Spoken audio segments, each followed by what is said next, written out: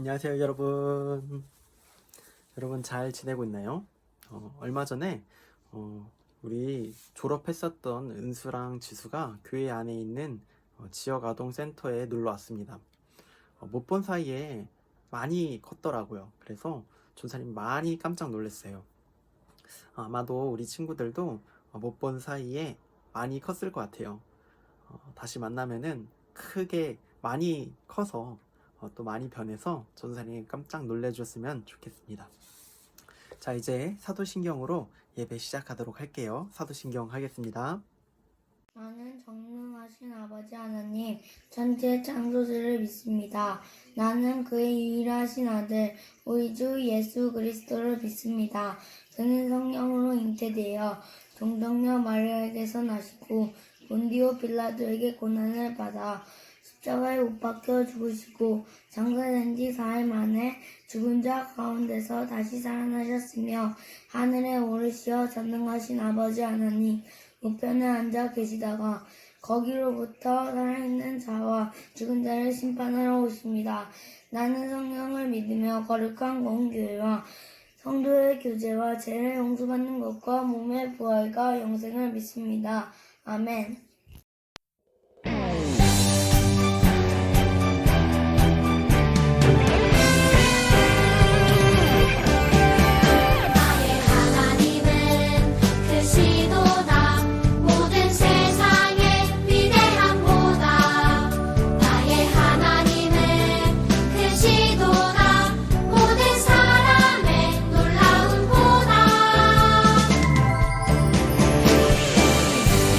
참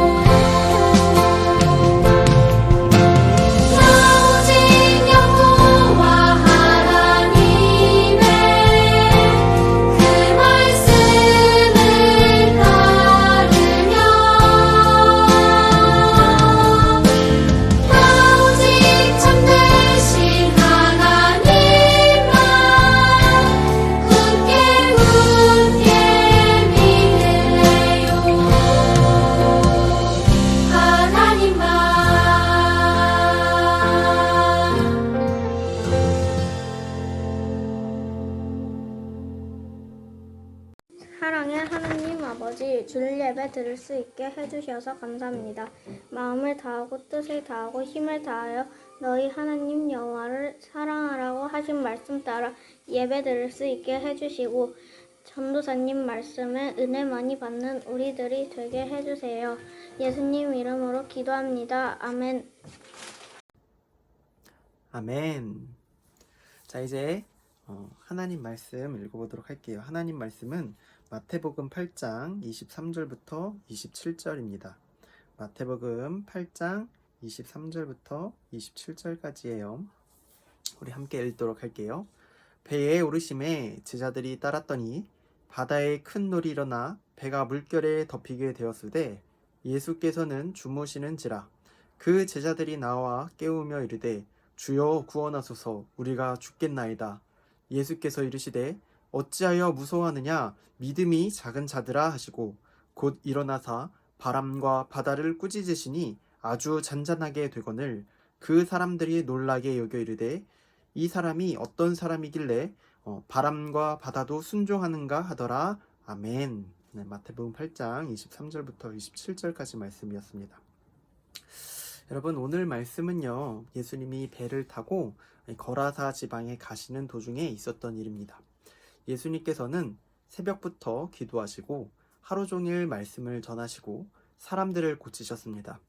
그리고 나서도 또 귀신 들린 사람을 고치기 위해서 거라사 지방에 가시는 길이었어요. 예수님은 많이 피곤하셨어요. 그래서 배에 타시고 배의 가장 낮은 곳에서 잠이 깊이 들었습니다.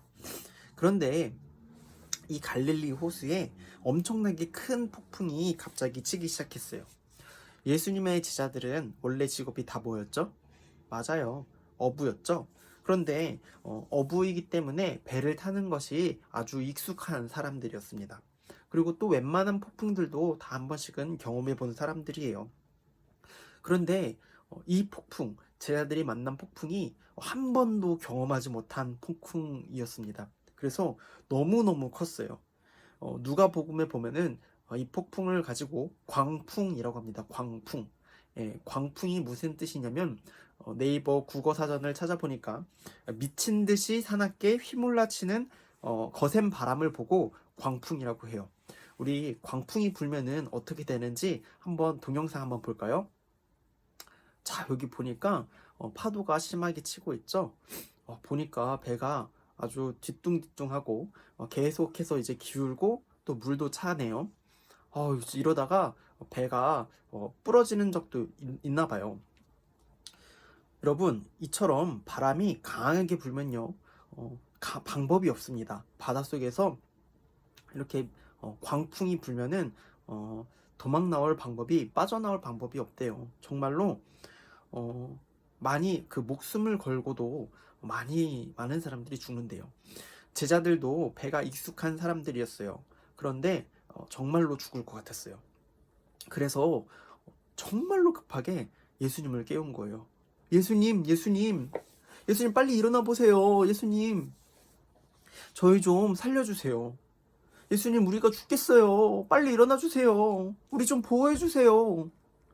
예수님 말씀하셨어요. 어찌하여 무서워하느냐, 이 믿음이 작은 자들아, 너희 믿음이 어디 있느냐, 이렇게 말씀하셨습니다. 그리고 예수님이 폭풍을 꾸짖기 시작하셨어요. 어떻게 꾸짖으셨을까요? 전사님 생각엔 이렇게 꾸짖으셨을 것 같아요. 야, 폭풍아, 너 왜 그래? 너 조용히 안 해? 그러자 폭풍이 잠잠해졌습니다. 제자들은 모두 다 놀랐어요. 아니, 도대체 예수님이 누구시길래 예수님 누구시길래 바다도 폭풍도 바람도 이렇게 순종하지? 이렇게 생각했어요. 여러분들, 이 짧은 이야기 속에서 여러분들이 만난 예수님은 어떤 분이세요? 여러분 보시기에 예수님은 어떤 분이세요? 맞아요. 예수님은 폭풍보다 크신 분이에요. 예수님은 하나님이세요. 참 하나님인 신 예수님께서 제자들에게 너희의 믿음이 어디 있느냐라고 물으셨죠? 제자들은 자신의 믿음이 제자들에게 있었어요. 자기 자신한테 있었어요, 믿음이. 내 믿음이 나한테 있으면요, 내 크기만큼만 그 믿음이 있는 거예요. 자기 자신에게 믿음이 있으면 나보다 큰 상황이 오면은 내가 견딜 수 없는 문제가 되잖아요.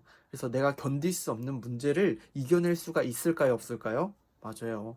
내 안에 믿음이 있으면 내가 나보다 큰 상황이 오면 그 상황을 이길 수가 없어요. 그래서 믿음이 자기 자신에게 있다. 그러면 믿음이 큰 걸까요? 작은 걸까요? 맞아요. 그래서 믿음이 작은 거예요. 그렇다면 우리는 우리 믿음이 어디 있어야 될까요? 맞아요. 나한테 있는 것이 아니라 폭풍보다 훨씬 더 크신 예수님께 우리 믿음이 있어야 해요. 예수님께 우리 믿음이 있으면 어떻게 되는가? 그거를 잘 보여준 사람이 한 명 있어요. 바로 찬송가 413장. 여러분도 잘 알고 있는 찬양일 거예요. 내 평생에 가는 길. 혹시 이 찬양 아나요? 내 평생에 가는 길 순탄하여. 이 찬양 한 번씩은 들어봤죠? 이 찬양을 작곡한 호레이쇼 스페포드라는 사람이에요. 호레이쇼 스페포드는요, 미국의 변호사이면서 신실한 집사님이었어요. 그런데 어느 날 내 딸이 있었고 막내 아들이 한 명 있었는데, 이 막내 아들이 4살 때 열병으로 죽었어요. 마음이 많이 아팠겠죠? 그런데 그 다음 해에 또 어떤 일이 있었냐면, 변호사 일을 열심히 하면서 모았었던 그 돈을 가지고 건물에 투자를 했었는데, 그 건물이 불타 없어졌어요. 그러니까 하루아침에 사랑하는 아들도 잃어버리고 자기가 열심히 모았었던 돈들도 다 없어져 버렸어요. 그래가지고 아내와 자기 자신이 너무너무 마음도 아프고 몸도 아팠어요. 의사가 이렇게 해서는 병나서 죽습니다. 어디 가가지고 조금 쉬어야 됩니다. 이렇게 얘기를 했어요. 그래서 사랑하는 아내와 4명의 딸들과 함께 유럽에서 함께 쉬기로 했어요. 때마침 유럽의 유명한 목사님인 무디 목사님이 거기서 또 설교를 하신다고 하셔서 거기에 가가지고 위로의 말씀도 들어야지라고 생각을 하고 있었어요. 그런데 갑자기 이 호레이쇼한테 급한 일이 하나 생긴 거예요. 그래서 어쩔 수 없이 아내와 그리고 사랑하는 딸들만 먼저 보내고 자신은 다음 배에 타서 이렇게 가기로 했어요. 그런데 문제가 하나 생겼어요. 세상에 밤에 아내들과 딸이 타고 있었던 배가 다른 배랑 부딪히고 만 거예요. 그래서 많은 사람들이 죽고 사랑하는 아이들도 다 죽어버렸어요. 아내만 겨우 살아서 호레이쇼에게 전보를 날렸어요. 나 혼자만 살아있어, 이렇게. 그래서 아내를 데리러 영국으로 배를 타러 가면서 바다를 보는데 그 호레이쇼의 마음이 너무너무 아팠어요. 사랑하는 딸들이 이 차가운 바다에서 다 죽어가는 모습이 생각나고 너무나 큰 괴로움과 하나님에 대한 원망도 가득가득했어요. 그래서 막 울기 시작했어요. 그러면서 밤새도록 기도했어요. 주님, 저는요, 하나님의 일을 가장 귀하게 생각했습니다. 하나님을 사랑했습니다. 그런데 왜 저한테 이런 고통을 주셨습니까? 이제 저는 어떻게 살아야 됩니까? 이렇게 기도를 많이 했단 말이에요. 그런데 밤새도록 기도하고 이제는 해가 이렇게 뜨기 시작했어요. 햇빛이 이렇게 딱 뜨면서요, 하나님의 말씀도 하나가 떠올랐어요. 바로 엘리사의 이야기였습니다. 너는 달려가서 그를 맞아 이르기를 너는 평안하냐? 내 남편이 평안하냐?